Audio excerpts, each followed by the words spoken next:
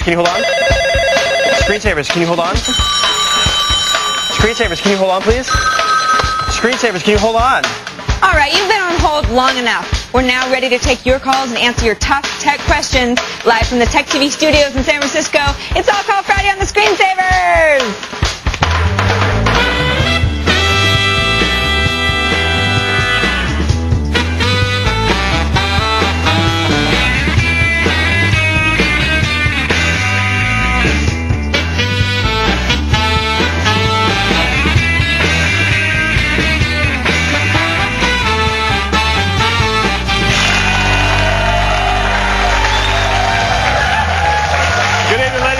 Welcome to the Screensavers. I'm Patrick Norton. And I'm Kevin Rose. Thanks for joining us on the Screensavers. This is the only place on television that will take a full hour of live calls to help you with your toughest computer questions. It is All Call Friday. And it's All Call Friday without a net. That's right. Dan, we're still looking for questions. How do people get on air? Well, it's really easy. All you got to do is give me a call. The phone number is 888-989-7879. But you can also email us at thescreensavers@techtv.com.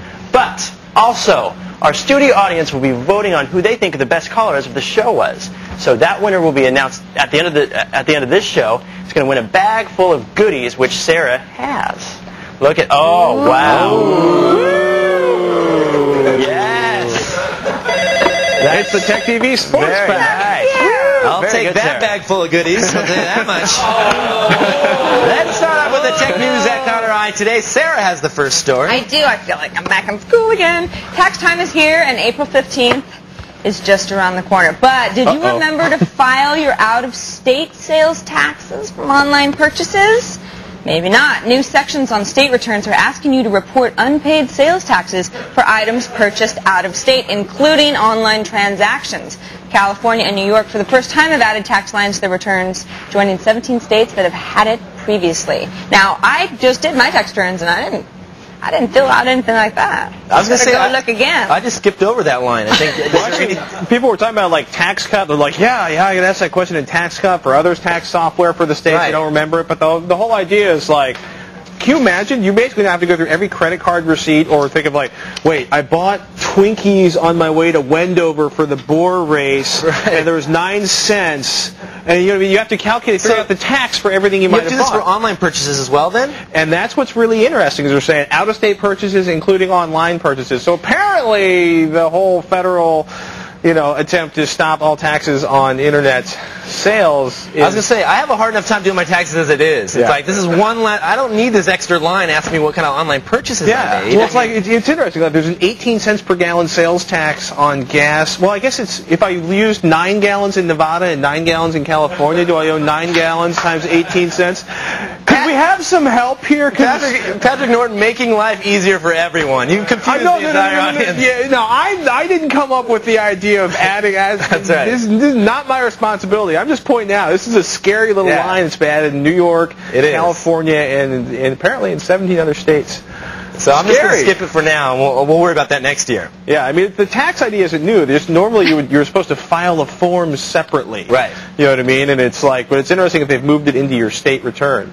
So it's one more thing they can nuke you on if you get audited. Joy. Did you just say you were going to forget about it and worry about it next year? That is terrible advice. Don't do that. Yeah. Do not do that. I didn't buy anything online this year. I don't do that. You are such a liar. Okay. Amazon who?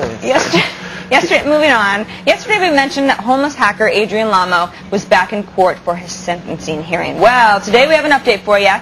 PC World and other news sites are reporting that the hearing has indeed been pushed out until June. So he's got a little time to wait on that. That's good news. Yes. Breathe deeply and enjoy the sunshine, Adrian. That's right. Take off the chastity belt. That's what does that saying, mean? Like, prison, is it something about that side of the table?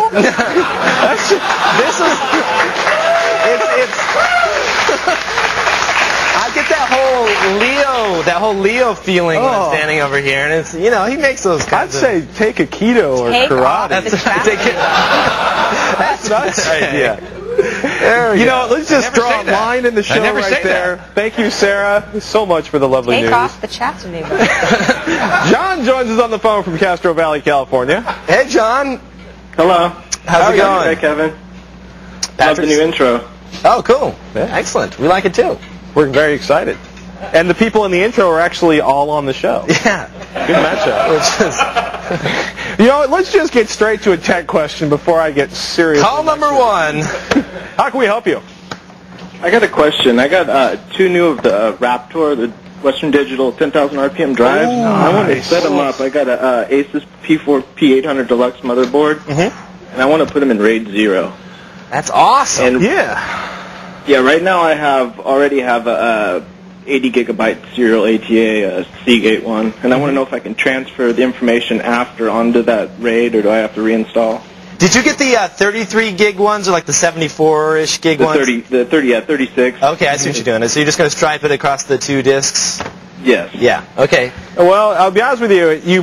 You could probably, if you had another drive to back the stuff onto and move it back on, you could probably manage to save this whole installation. But the truth is, man, we look for any excuse to reinstall the operating system and reinitialize everything just because of bit rot and all the crud that goes into the system. Yeah, and you know, once you do that, even if you were to do that, John, it's going to start freaking out because it doesn't understand the whole RAID configuration. You know, when you're going to install Windows for the first time and you put that XP disk in, it's going to ask you for a special disk that came with the RAID controller. Right. Did you get that disk that had the XP drivers with your RAID controller? Yes. Okay, yeah, I have that. It's going to ask you for that third-party driver. Go in and put in the new drivers for the RAID controller. Okay. Yeah, so you're going to want to do that the second you start it up. The reason we were oohing and ahhing for the people at home is those are the 10,000 RPM drives. Yeah. They're supposed to be smoking fast. They're enterprise-quality drives. They're incredibly fast. The 78 gigabyte version is even faster. They sound like really small in capacity, but the performance on them is phenomenal.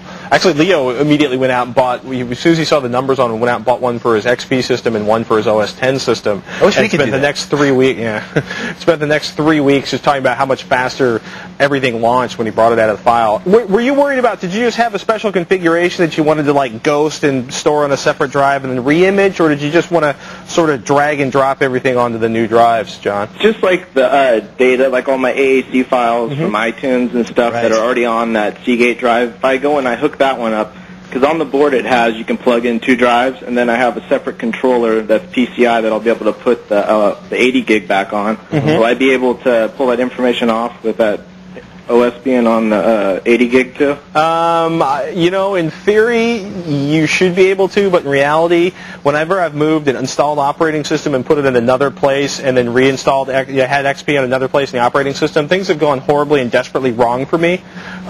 Maybe because I just haven't slaughtered the right chickens or paid off the right people at Microsoft. I don't know whether it's bad luck or... I would want to back that stuff off into a nice, safe, simple, an external drive, borrow a drive, burn it to CD or DVD. But I'd definitely get it off the drive with the operating system, and then once you reinstall the new operating system, format that 80 gigabyte drive. And iTunes is cool like that too. I've done that in the past where I moved it off. So you're okay. Just move that iTunes folder and then point it to the new one. Yeah. And you should be good to go. But I wouldn't leave my valuable data on an installed operating system drive and plug that in as the second drive. Bad, messy, scary. Good call, John. Thanks for the call, John. We're just getting started, ladies and gentlemen. All Call Friday. After the break, it's a lightning round. This time we're going to take a series of your calls. Lightning speed. As many as we can when the screensavers continue.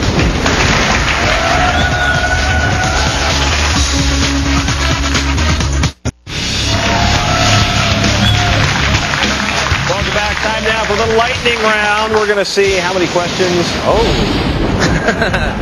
We can answer. John joins us from Newberry, Michigan. What's your question, John? Hi, guys. The question I have is I've got a E-machine system running XP, and I want to build a new system, new motherboard, CPU. And I'm wondering if the XP from that E-machines will transfer over, or if there's something built into it that'll make it say this isn't the right computer, it won't work. Is it a Windows XP disk, or is it a system restore disk from E-machines? It's a restore disk. If flip a coin 50-50, chances are with the restore disk, it's designed to recognize a particular motherboard or an E-machine BIOS. Sometimes they'll ignore a different BIOS or a new BIOS or a different motherboard and try to install. It'll be a little bit messy, but you might be able to get it to work. The other alternative is that a system restore disk will look at your new motherboard, go, this isn't an E-machine's motherboard, and just say, I won't install. The problem is that basically they gave you Windows XP, but inside of their customized software installation, and it can be really problematic, really difficult to get it out of there. Good time to do a quick, like a Google search to see if you might figure out how to crack XP outside of that because you own the license. John, real quick, take it to a friend's house and try it on their machine. Don't do the install. Just see if it'll let you get into the setup mode. Right. If it can, then there's a good chance you're going to be able to do that install. Yeah. So, thanks for the call. Gonna have to try it. Mike, Hello. how you doing? Hey, really good. This is actually Mike's dad. Mike and Rob actually went out and they left me, the guy who can't program the VCR, to answer ask the question. Well, you know, you swat him upside the head for us. What's your name, man? My name is Steve. Pleasure to meet you, Steve. Where are you calling from? I'm calling from Ellicott City, Maryland. All right. And what dangerous question have they left you alone with? Well, every day our system that's running XP gets the blue screen of death on it, and it says dumping physical memory. Ooh. Then it goes through some kind of a countdown thing and reboots. Okay. Yeah. Well, what happens is when you have a physical memory dump, basically what is happening is that the machine has come to a part where it can't do anything else. There's either a driver conflict, most likely sometimes hard drive controllers, driver conflict with a video card, and it takes all of the memory, all of your RAM, and it dumps it down to a file so you can analyze it later. Right. It actually saves it to a .dmp file. So if you have a hardcore technician that can dig through this dump file and find out what's going on, you want to do a search for star.dmp, and it'll show you all the dump files that are on your hard drive. Basically, take a look and see what's causing it. Sometimes they list a driver that's causing the error. They'll give you an idea where you should go about to troubleshoot it. If you're lucky, there's some information that identifies the application. You try to upgrade it or patch it. Otherwise, it's the equivalent of your engine telling you it swallowed a rod, spit oil all over the living room, and you can sort it out for yourself. Eric joins us on the phone from New Brunswick, New Jersey. Hey, Eric. Hey guys, I have a question. My question actually dealt with, I was searching on the internet and I found some software for 70% off. Right. And I'm wondering, is this a scam or what? Is this you're the guy with the dwine.soft-dindon.biz? Yes, sir. Yeah, you know what? It's funny. We started searching around, right? And there's a lot of companies. I mean, a lot of companies sell their software without the box online for a few $100s less. So we started looking at this. They're like, oh, okay, this is legitimate software. It's ACID. So we started searching around, and their cheap price, in a lot of cases, is more expensive, I think, than some other people's boxed price. Yeah, you got to be careful. Sometimes there'll be little fly-by-night companies that'll go out and buy like a copy of Nero for $10, and then they sell it for $70 and say, hey, 50% off, and just give you half of that. So that's not always the best way to go. Check with the original software creator, the original vendor of the software, to see what they're charging for it. If it's a deal from there, then that's probably a good buy. Yeah, there's a good rule of thumb is like, hey, if they don't have a phone number, an email address, or a contact there, I tend to think they're not real legit, Eric. This one, a little strange. And sometimes, Eric, you can save $10 or $20 if you do download it and not get the actual physical box. So they have to pay more money to actually put it in a box and ship it to you. Yeah, try to buy it from the people that wrote it rather than a third party, though. Thanks for the call. Next call, Mike from St. Louis, Missouri. Hey, Mike. Mike? Steve? Anyone? That was an easy call. Hello? There we go. Hello. Who do we have on the phone? I have a question. I'm building a custom PC, and I have Windows XP Home Upgrade. Is it possible to load the Upgrade Edition onto the new PC? Do you have your old Windows 95 or Windows 98 disk or Windows 3.1? Only Windows 98 would be a system restore from a previous computer.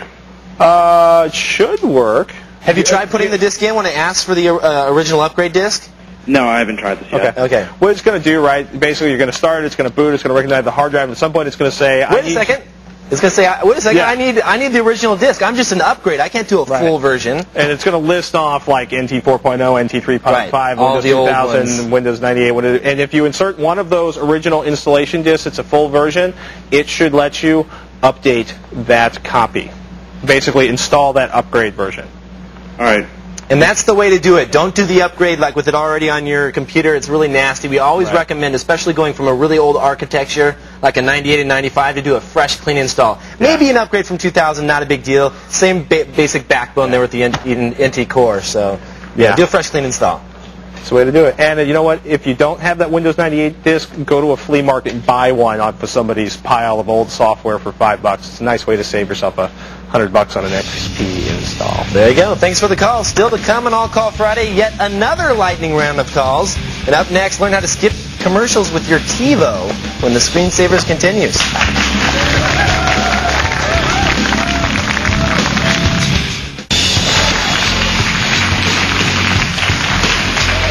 Welcome back to the Screensavers All Call Friday. Todd joins us on the phone from Acton, Massachusetts. How you doing, Todd? Hey, Patrick. Hey, Kevin. There's actually not Kevin with us today. This, ladies and gentlemen, is the Chief Lab Rat. Anyway, I have a TiVo question. And my question is there a way to have my TiVo automatically skip through commercials You've been briefed to ask your question quickly. Andrew Hahn, Chief Lab Rat, TiVo Maniac.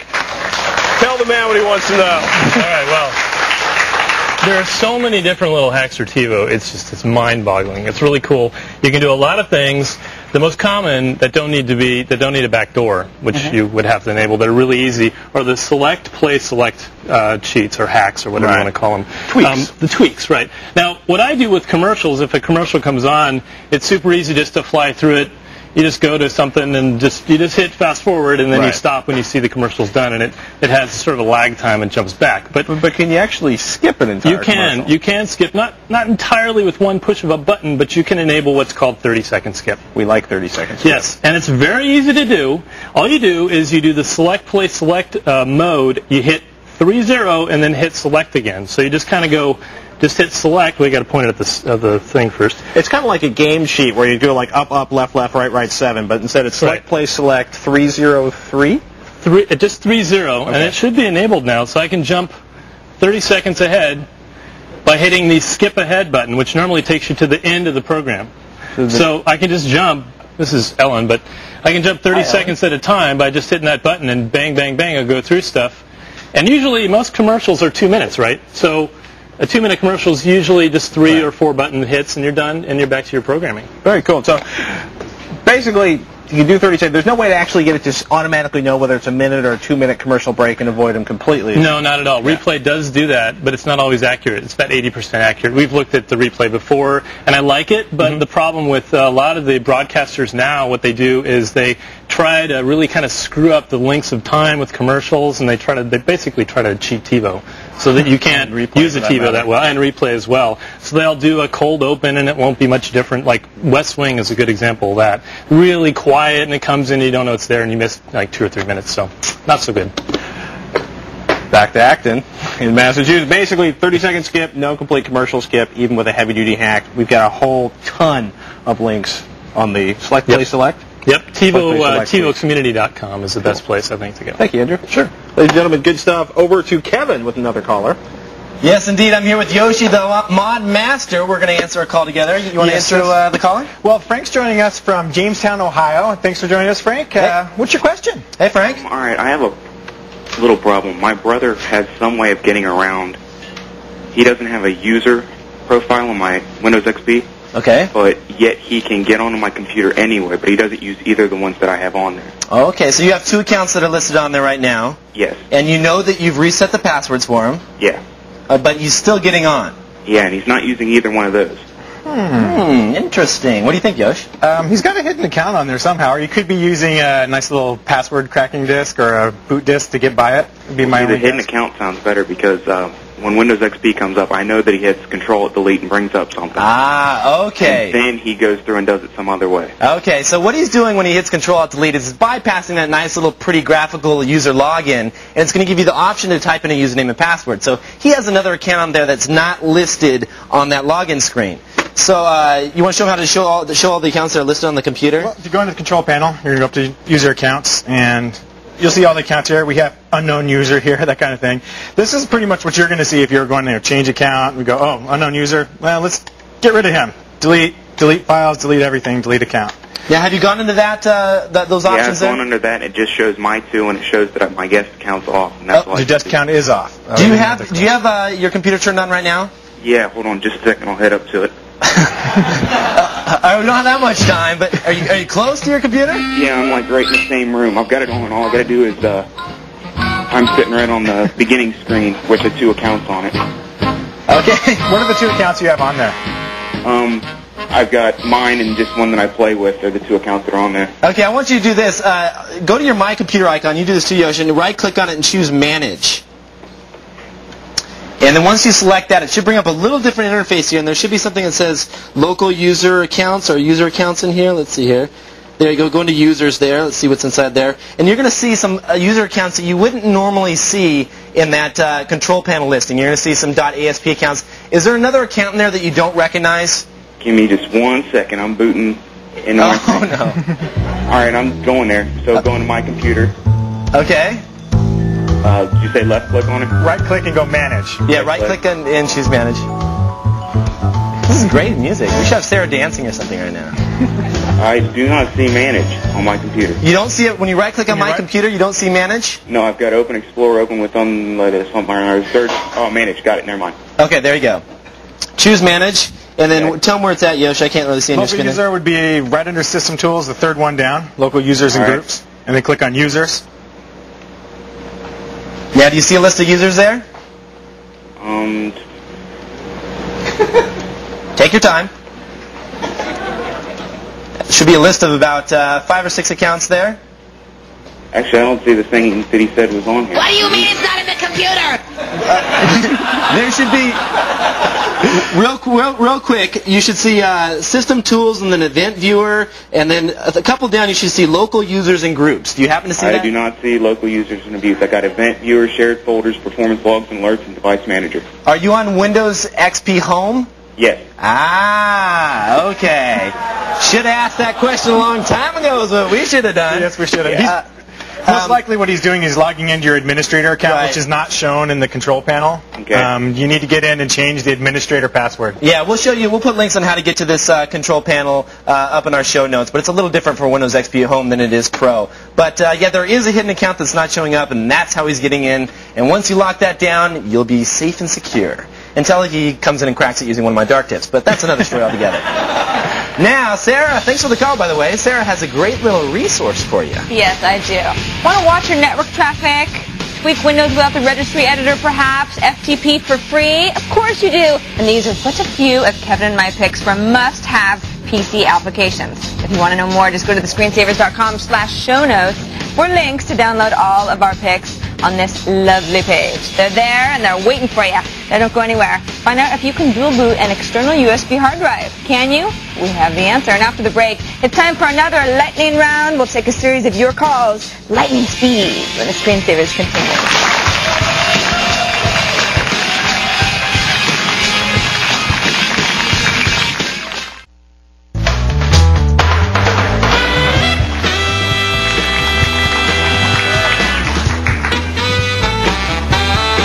Are ringing off the hook. Welcome back to All Call Friday here on the Screensavers. I'm Kevin Rose. And I'm Patrick Norton. Coming up in this half hour, we're taking more calls. Even more of your calls. Calls.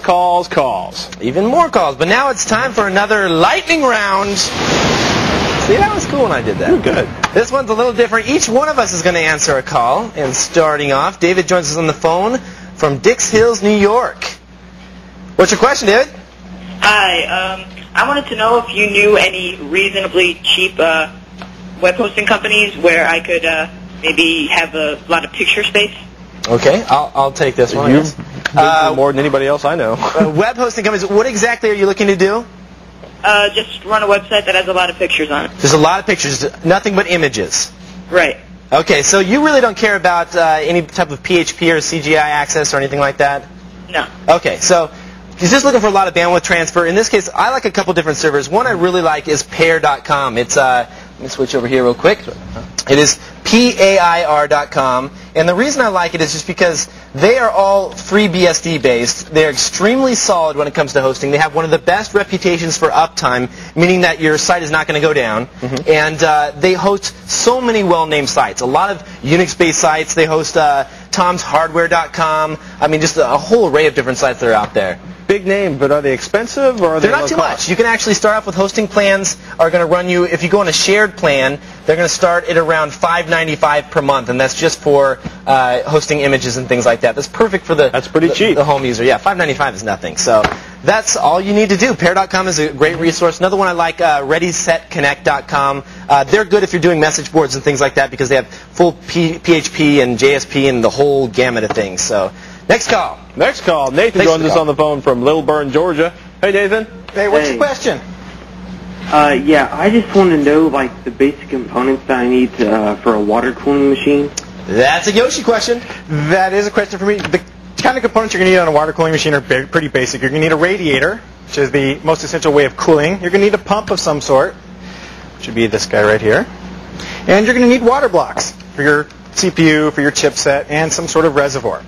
And, of course, you need lots of hoses. You can also go with a nice kit, such as Coolants, which has the radiator, the reservoir, the pumps, and the blocks all included.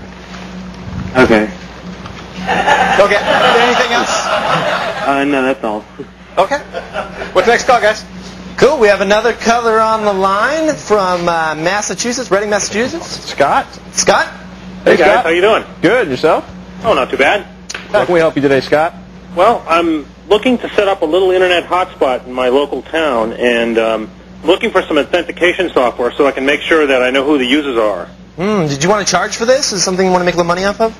Well, I'd like it to at least support itself. I think it's a great thing to have free Wi-Fi everywhere, and so if we can do that, but it still needs to pay for what if you have to do a DSL line or something to run it. So basically, you're kind of like me, all for free as long as it doesn't come out of your credit card. That sounds good. So you basically want to make it available for your friends or for people in your neighborhood who help contribute? Right, exactly.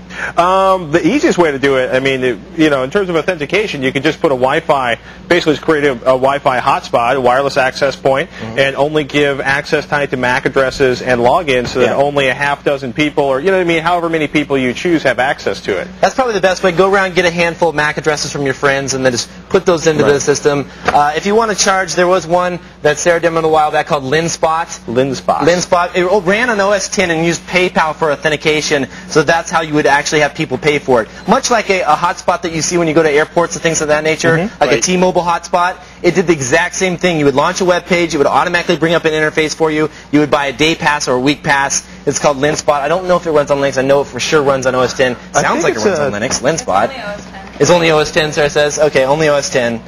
So that's something to check out. I bet we can get some emails and post on the show notes next week to see what else we find out on those for you. Jeremy joins on the phone, Boise, Idaho. Hi, guys. Hey, Jeremy.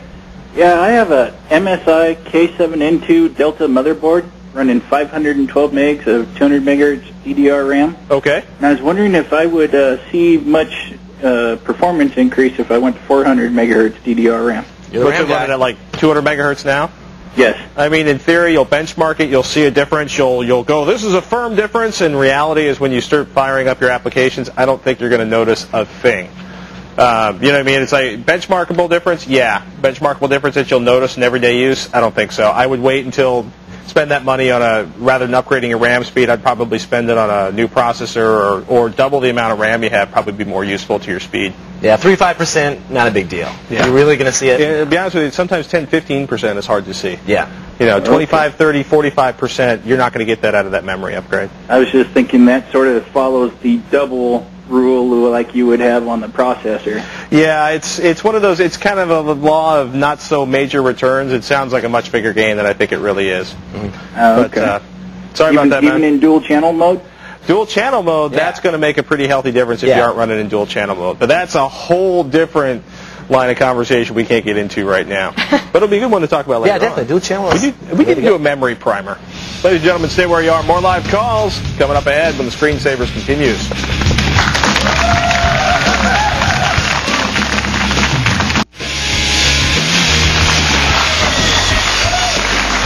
Check in with the fine folks over at Tech Live to see what's coming up tonight. News anchor Chris Leary joins us from the Tech Live set. Hey, Chris. News anchor, that's hysterical. No, I'm kidding. I am a news anchor, obviously. Now, let me ask you guys a question. Do you saw lumber in bed like the snoring thing? I don't. Okay. I do. How do you know you're asleep? How do you guys know that? Because the neighbors tell me. Perfect. Well, I'll let you know, Patrick. We might be able to help you out. Listen to this. People who make the noise to wake up wake up tired, and people who listen to it wake up tired as well. Maybe even a little angry. Look at that. Ouch. Coming up on Tech Live, we're going to show you a solution to the nasal noise pollution. Ouch. That hurts. Breathable implants that may make a big difference. And look at that. Boy, I'm getting hungry. This is delicious. This another reason to watch Tech Live. I'm sure there's going to be a lot of nice. We're also going to have a story on puppies. So, kind of balance things out. So you got to watch Tech Live right after the Screensavers. We warned you about video like this, Chris. You look great, guys. I'm sure we have like flowers and things like that too. So watch us after Screensavers, all right? Chris Leary, Tech Live. Surgery right after the Screensavers. And puppies. That's Hopefully not puppy surgery. Nathan joins us on the phone from Davenport, Iowa. Hey, Nathan. How's it going, guys? Good. How about yourself? Pardon? How are you today? Not too bad. How about yourself? Good. Doing good. How you doing? How can we help you today, Nathan? Well, I was just wondering if it's possible to do a dual boot system using an external USB hard drive. Well, there's a couple of questions you got to answer. The first question is whether or not you can even boot from a USB external hard drive on your desktop. Desktop or notebook thing. Right. I mean, basically, take a look. We pulled into the BIOS on the system right here. If we take a look at that screen, if we dig around through here, we're going to advanced BIOS features, and these change a little bit depending on the system and the manufacturer. Your first boot device, that's the thing that's going to tell it where to start. And what we did is looked in here is we at least found out, okay, so if we were like fixed disk drive, oh yeah, floppy disk drive, zip drive, CD-ROM drive. So in this case, the BIOS will actually see an external USB hard drive. Now this is interesting because not all BIOSes support this. In fact, I was working on a segment a few months ago. I was going to have a bootable USB thumb drive. And the only way I could do that is to get one of these BIOSes that supports USB hard drives. And this one does. I would say this is the only one. This is the first one that I've seen that actually supports it. It's a rarity. So do you know if your system will even boot off a USB hard drive, Dan? Well, actually, right now I don't have one. I'm just looking to, find out for the future. I'm going to be getting a laptop here soon, and that's why I don't just, install a second hard drive, because it's going to be a laptop. Are you thinking about running two operating systems, or? Yeah, I wanted to kind of put Linux on the external and play around with it. Okay. Without affecting the main Windows operating system. You could switch in the BIOS. You could use it. I would probably say use an external bootloader that would look for the second one. What's frustrating, right, is the way you normally set it up is you could set it up so at first it looked for the USB hard disk drive, and then it looked for the internal CD-ROM drive and the regular hard drive. That way, if you unplugs it, it'll go right into Windows. But that's kind of a pain. I would almost... Well, plug the USB drive in or unplug the USB As long as you have close access to it and you don't have to dig underneath your desk every time you're doing that. Otherwise, would you control the BIOS or could you set it up as it boots? Because once it's gone through the BIOS, it should be routed to one or the other. Right. So what I would probably do in this case, if you really wanted to do this, would be to install Windows first, because we always recommend doing that when you're doing Linux/Windows, because Windows doesn't control Linux too well, but Linux controls Windows just fine. Yeah. So install Windows first on your main drive, and then install Linux second on that external drive, and then use Linux's bootloader to toss, Lilo or Grub or whatever one is on there, to toss between the two, and then that's the way you'll do it. Sounds good to me. Simple as that. Good question. Dan joins us on the Tech TV Netcam Network from Laurel, Maryland. Hey, Dan. Hey, Dan. Good afternoon, gentlemen. How are you? Excellent. How about yourself? Doing pretty good. I've got a simple question for you guys, but a difficult one for me. I want to record. I want to take a VCR tape and put it on my PC. Okay. I got a quick question before that. You've got a giant black square growing out the back of your head. What is that a picture of? That's my MASH picture. Excellent. MASH 4077. Very cool. Yeah. Okay, I got it. Now actually you see Hawkeye in the background, Loretta Swit, the whole crew. So you want to take VHS tapes and you want to put them on your hard drive or on DVDs? On my hard drive. Okay. Do you have I've got a video cam that works that way, but obviously VHS doesn't go through that. Or does it? What do you have? Do you have a video capture card in your PC, or do you have a 1394 card and a mini DV camera, or do we need to go out and buy you? Because basically you need something to capture the video and move it on your hard drive. Then you need to format it properly to MPEG-2 video. It's the kind of video that's used for a DVD disc that your regular DVD players can play. And then the next thing you're going to have to do is you're going to have to properly format and burn that. The easiest way to do it, as far as I'm concerned, is buy a Mac and use iDVD and iMovie to set it up. I didn't know your buddy was there today. No, it's don't need Leo here for that one. iDVD is pretty pain-free. What you could use though is we'll give you some links in the website that'll talk about video capture tools, because you're going to need hardware to capture the video and get it on your hard drive. And then there's a couple different applications you can use. Actually, Nero, the burning software, does a pretty good job of formatting DVDs and burning them.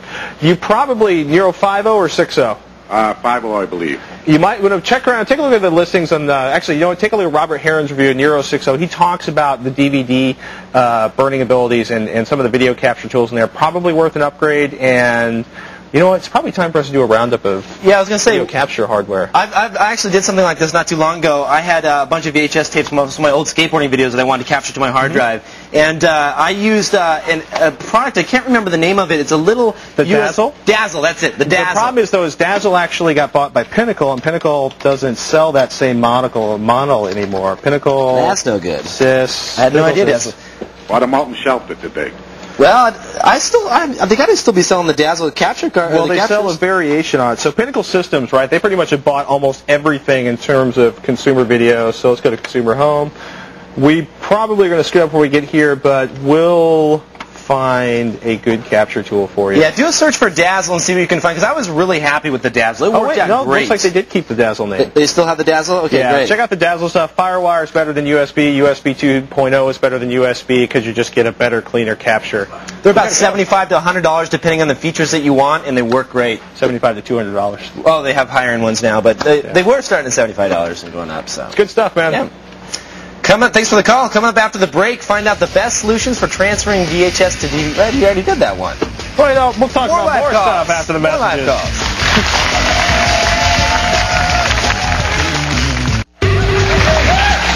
Be sure to catch Monday's show. Why? We're going to explore the Army's virtual training world, put a full-function personal server in your home, or is it so functional? And Kevin shares with you some dark deals on the web. It's all coming up on Monday's fine edition of the Screensavers. Love the dark deals. Love the dark. Larry joins us on the phone from Northampton, Ohio. Hi, Larry. Hello. Hey, Larry. Yeah, I have a question. I'm going to put Linux on an existing XP system, and I want to know for sure whether I should use the swap file at the beginning of it or not for the Linux. Oh, so you're talking about a Linux swap partition. So you're going to dual boot Linux and Windows XP on the same system, and you're wondering where you should put the swap file or the size of the swap file or Yeah, basically what a swap file is. Okay.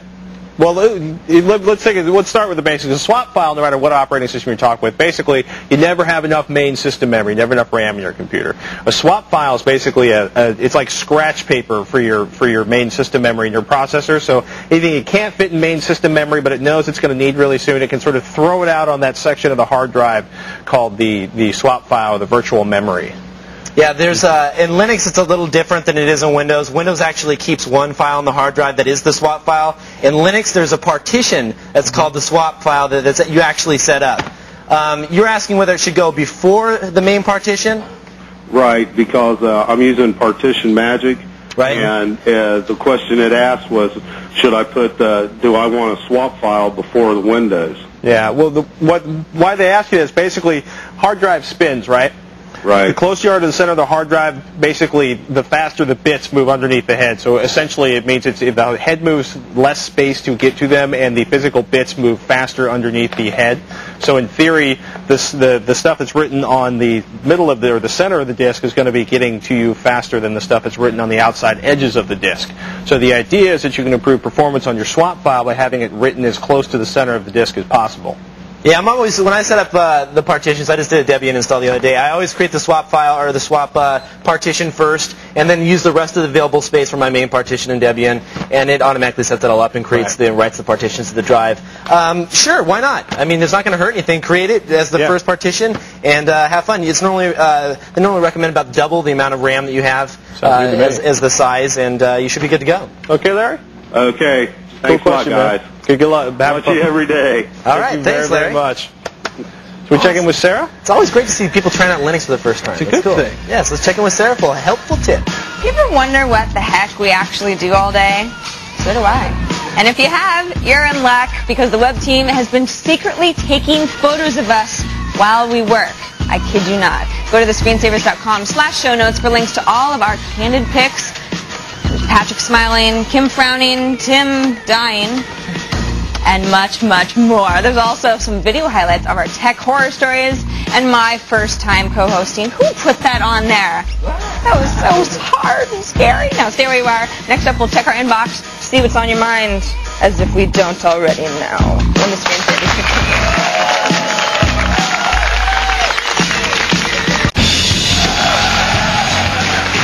Audience choice for best caller today is Mike's dad, Steve. Congratulations. You get this helpful little gift pack here. Nice Tech TV backpack. We got a Tech TV water bottle. This is some of Yoshi's makeup, Some Tech TV makeup? I don't know. Here's what we're thinking, Steve. If they left you, they abandoned you, they left you to watch the show, you can either keep the stuff yourself if you're a fan, sell it on eBay, Sell it on some eBay. cash, or if you really want to enjoy it, sell it to your kids for an incredibly high markup. Who does that? Only Patrick Norton. Thanks to the audience for picking out the caller of the day. And now, Sarah, do you have any final remarks? Oh, look at that. Okay, this one comes from John Papa. He says, I'm planning on a new PC. What would you pick, Windows XP Professional or Windows 2000 Professional? XP Professional. Yeah, XP Pro all the way. It has a lot of functionality that Windows 2000 did not. Let's see here. Remote desktop is one that I really love, to be able to remote control your PC.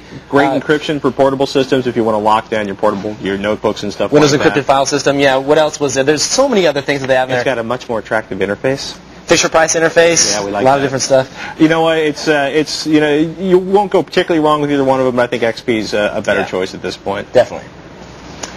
Okay, Mike from Redbud, Illinois, has a suggestion. GIMP 2.0 was recently released. For those of us who can't afford to shell out $600 for Photoshop, please start giving us some tips on doing cool things with the GIMP. That goes for you too, Bert Monroy. That would be awesome. That would be awesome, yeah. GIMP is cool. We should explain to everyone. GIMP is the free Photoshop. It's open source. You can download it for Windows. It also runs on almost every other operating system. I would highly recommend checking it out. GIMP is pretty solid on Linux. It used to have some crashing issues on Windows we weren't real huge fans about. Here's the nice thing. Most of the stuff you can do in Photoshop, you can basically look at the tools inside of GIMP and apply those techniques on the GIMP. It's basically GIMP is attempting to be Photoshop for free. So they've emulated, i.e. copied, i.e. made it as close to Photoshop as possible without having lawsuits from Adobe. They've done some things differently. We'll talk to Bert. We'll see if he'll look at the GIMP and show us some stuff in it, and we'll see what we can do to get some GIMP ideas on. Yeah. Good suggestion. We're a big fan of GIMPs. Do you have another one, Sarah? I do. John wants to know. First he says, don't sue me. I'm a humanities academic. I want a subject answered. What are cookies? Are they harmful? Why are they considered spyware? Can a site hijack someone's cookies? Can they execute code? That's interesting. Well, cookies He's one of these deep thinkers. Yes, yeah, indeed. Somebody's writing a paper. Cookies, because they asked us to call them personally to explain this. That's always the sign of a term paper. Cookies are basically little pieces of information that get placed on your hard drive. Right. Every time you access certain sites. Amazon uses them to track where you're going and sometimes your login information. If you ever wonder why you go back to a site and you don't have to log in every single time, because most likely the information is stored on a little tiny cookie on your hard drive. So cookies are not necessarily evil. However, cookies can track where you've been. They can pass information. They can share information. They can be used to do peculiar and upsetting things, which is why a lot of people consider cookies evil and why a lot of people actually manually control or refuse outright to let cookies onto their system. Are they spyware? Not exactly, but they can be used for slightly icky purposes. That's why, again, you can turn off cookies, you can manually control cookies, you can clear your cookies. It's why spyware and other applications will be like, these are the cookies from people you should watch out for, and you can eliminate them. But it's important to note that cookies are also, they're used when you're, especially in message boards. You need that information to show that you're actually logged in as a user in order to post something. Definitely recommend keeping the certain ones and blocking the bad ones. There's more articles on the web we can show. Good thing to research. We got to scoot, folks. That's it for this edition of the Screensavers. I'm Patrick Norton. And I'm Kevin Rose. Thanks for joining us on All Call Friday, and we'll see you next time. Great night. Good night.